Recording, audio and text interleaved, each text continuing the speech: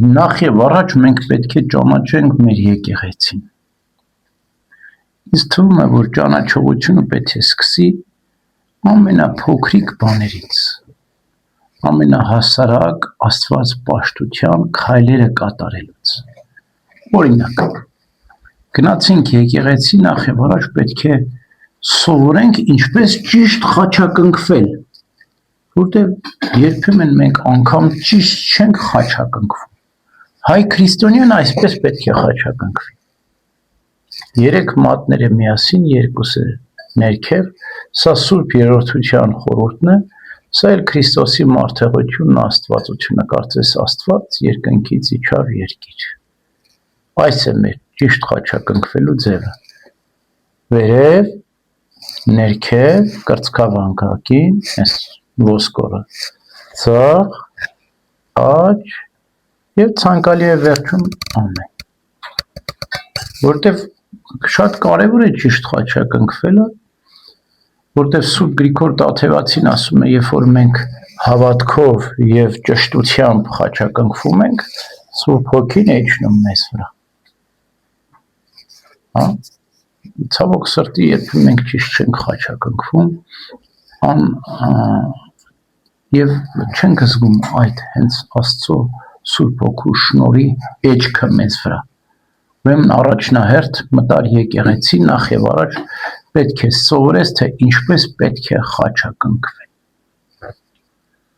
Երկրորդ, աղոթքի ժամանակ ինչ դիրքով պետք է կանգնել։ Աղոթքի ձեռքերի դիրքը հիմնականում ձեռնամած, երբ ենք մենք ձեռնամած կանգնում, երբ որ հավատամքն է լինում։ Այս աղոթքի ձեռնամած դիրքը ինչ է խորհրդանշում։ Հավանության նշան է։ Երբ որ ինչ-որ մի բանի դու հավանում ես, կարծես այսպես ես ուզում անել։ Այսինքն հավատում եմ, խոստովանում եմ, դավանում եմ, ընդունում եմ։ Ուրեմն հավատամքի ժամանակ ձեռնամած ենք կանգնում, որ նշանակում է հավատում եմ, խոստովանում եմ, դավանում եմ, ընդունում եմ։ Մենք գիտենք ամեն պատարագի ժամանակ նիկեական հանգամանքն է ասվում հավատամքը։ Եվ նաև ձեռքերի այս կերպը կա, որ կոչվում է բազկատարած։ Բազկատարած, այսինքն բազուկները տարածած։ Երբ ենք այսպես կանգնում մենք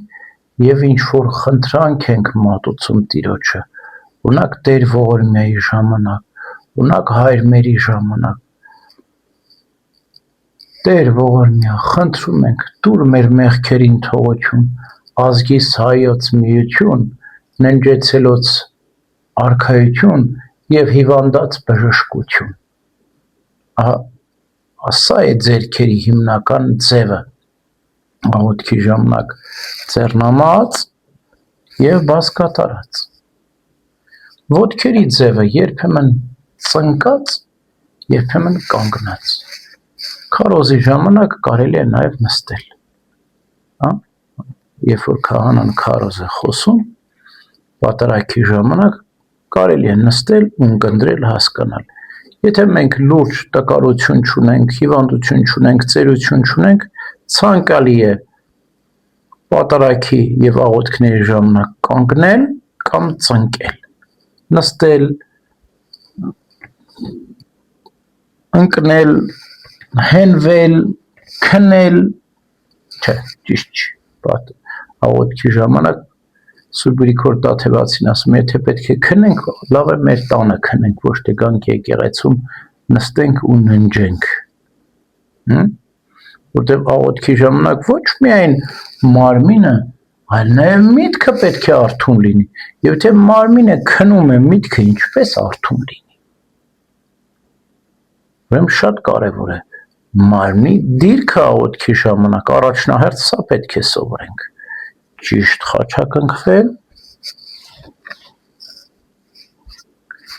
որոշակի աղոթքների ժամանակ ձեռքերի ճիշտ դիրք բռնել, ձեռնամած կամ բազկատարած, եւ մարմնի ճիշտ դիրքը կամ ոտքերը ծնկած կամ կանգնած։ Հազվագյուտ նաեւ քարոզի ժամանակ նստել։ Սա առաջնահերթն է, երբ որ մենք կարգու կանոնով մենք մեր մարմնի կեցվածքը ճիշտ կարգավորենք աղոթքի ժամանակ,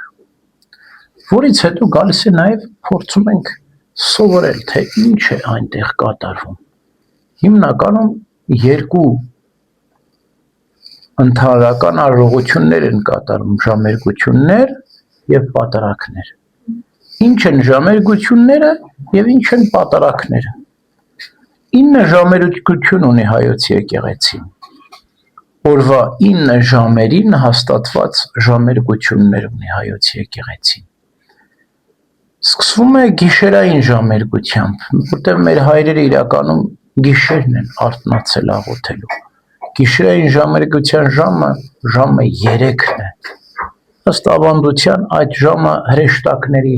սրբասացության աղոթքի ժամն է։ Մենք էլ եթե ուզում ենք հրեշտակների հետ աղոթել, գիշերը 3-ին պետք է ելնենք աղոթքի։ Որից հետո գալիս է առավոտյան ժամերգության։ Առավոտյան ժամը մարդկանց աղոթքի ժամն է, որովհետև ինչպես Սուրբ Գիրքն է ասում, թե նախքան արեգակը ծագելը պետք է կանգնել աղոթքի, որպեսզի արդարության արեգակին մեր Տիրոջը Հիսուս Քրիստոսին մենք աղոթքով դիմավորենք, որպեսզի կարողանանք մեր պահապան հրեշտակների կոչը, կանչը լսել եւ կանգնել աղոթքի։ Որից հետո գալիս է արևագալ։ Արևագալն ինչ է։ Երբ որ արևն է ծագում, մինչև արևը ծագելը մենք պետք է առավոտյան ժամերգության արդեն աղոթենք, որպեսզի արևագալին արևի գալը աղոթքով դիմավորենք։ Որից հետո գալիս է ճաշու 3 ժամերգությունները՝ ճաշու 3-րդ, ճաշու 6-րդ, ճաշու 9-րդ ժամերգությունները։ Ինչու են այս ժամերգությունները կոչվում ճաշու։ Որտեղ մեր եկեղեցու Սուրբ հայրերը, երբ որ ժամերգությունները հաստատել են, նախ աղոթք են արել, հետո ճաշել են։ Մենք էլ աղոթքով ճաշակենք մեր կերակուրը, որպեսզի Աստված օրհնի այն, որպեսզի ի բարօրություն լինի այդ ճաշակումը, մեր հոգու եւ մարմնի առողջության համար լինի, հանուն երկնքի արքայության լինի եւ Քրիստոսի բազմացրած հացը լինի։ Ուրեմն ճաշու ժամերգություններն են ճաշու 3-րդ, ճաշու 6-րդ, ճաշու 9-րդ ժամերգությունը։ Երբ հետո գալիս է երեկոյան, օրը ավարտեցինք, երեկո է արդեն պետք է խաղաղությամբ ավարտենք մեր օրը, բայց դրանով աղոթքները չեն դադարում։ Գալիս են խաղաղական, հանգստյան ժամերգություն։ Մեր հայրերը ոչ միայն երեկո են աղոթել, բայց նաև են խաղաղ հանգիստի ժամանակ են աղոթել, խաղաղվել են, հանգստացել են, նոր ննջել են, քնել են։ Տեսեք ինչքան հարուստ է մեր աղոթասացությունը, սրբասացությունը։ Գիշերով սկսում ենք, խաղաղ հանգստով ավարտում ենք։ Ցանկալի է այս ժամերգությունների աշխարհաբար տարբերակը ունենալ, որպեսզի ծանոթանանք, թե ինչ է այնտեղ, ինչի մասին է խոսվում։ Իրականում բոլոր աղոթքները հիմնական 3 բովանդակություններ ունեն՝ զղջում, խնդրանք եւ կարոտ։ Երկնքի արքայության փափակ ձգտում։ Զղջումը մեր գործած մեղքերի համար մենք արտասուքներով ներողություն ենք խնդրում Քրիստոսից։ Խնդրանք բարեխոսական աղոթ, ինչպես ասացինք, խնդրում ենք ննջեցելոց արքայության համար, հիվանդների բժշկության համար, ազգիս հայոց սեր միության համար։ Եվ կարոտ փափակ բոլոր աղոթքների ավարտը երկնքի արքայությունը պետք է լինի։ Մենք պետք է փափագենք, ձգտենք դեպի հավիտենական կյանք։ Եթե մեր զղջումը, մեր բարեխոսական, խնդրողական աղոթքները չեն ավարտվում լույսով, չեն ավարտվում երկնքի արքայության փափագով, կարծես դրական ավարտ չունեն, մենք հույսով, հավատքով չենք ակնկալում երկնքի արքայությունը, ապա մեր աղոթասացությունը կարծես կիսատ լինի։ Ուրեմն ընդհանուր գծերով սա է ժամերգությունը, զղջողական աղոթքներ, բարեխոսական աղոթքներ եւ հանուն երկնքի արքայության աղոթքներ։ Իսկ պատարագը խորհուրդների խորհուրդն է։ Մեր Տիրոջ Հիսուս Քրիստոսի զոհաբերումն է, զոհագործությունն է, պատարագումն է, հանուն մարդկության մեղքերի քավության եւ թողության, ինչպես Քրիստոս խաչի վրա զոհաբերվեց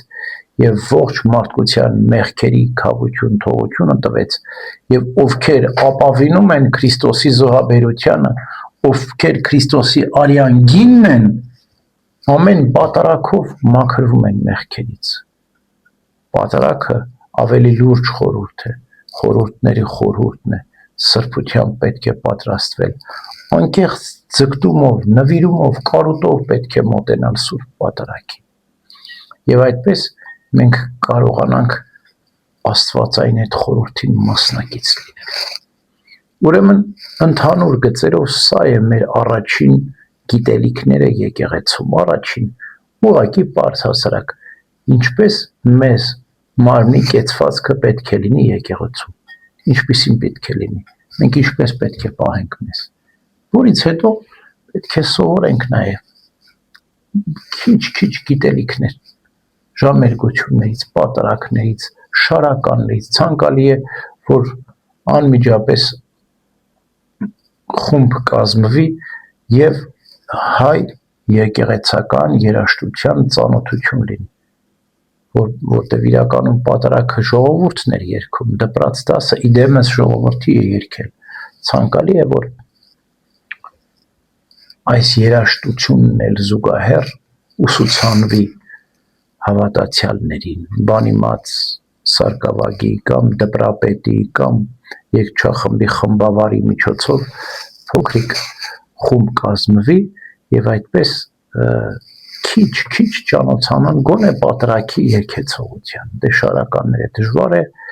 հասարակ հավատացյալներին իմանան, բայց գոնե պատարագի երգեցողությունը հավատացյալը պետք է իմանա, որտեղ պատարագը ամեն կիրակի է մատուցվում,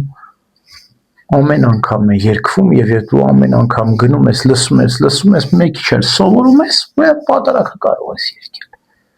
որպեսզի ամբողջ ժողովուրդը մասնակցի այս պատարագի խորհրդում, որտեղ սա հենց ժողովրդի փրկagorցության խորհուրդն է սուրբ պատարագը։ Այսքանը եթե մենք կարողանանք սերտել, ճանաչել, իմանալ, սկզբի համար բավարար է, այսինքն հասարակ հավատացյալի կարգավիճակի համար բավարար է։ Կեցվածք եկեղեցում մի փոքրիկ գիտելիքներ ժամերգությունից, պատարագից եւ պատարագի երգեցողության իմացություն։ Այսքանը բավարար է, որ մենք պարզ հասարակ քրիստոնյա լինենք եւ մասնակցենք արարողությանը եւ սրանով մենք մեր քրիստոնեական ընթացքը կամբողջանա, մեր կյանքը կփոխվի, մենք կեկեղեցականանանք եւ օրհնություն կստանանք։ Ամեն։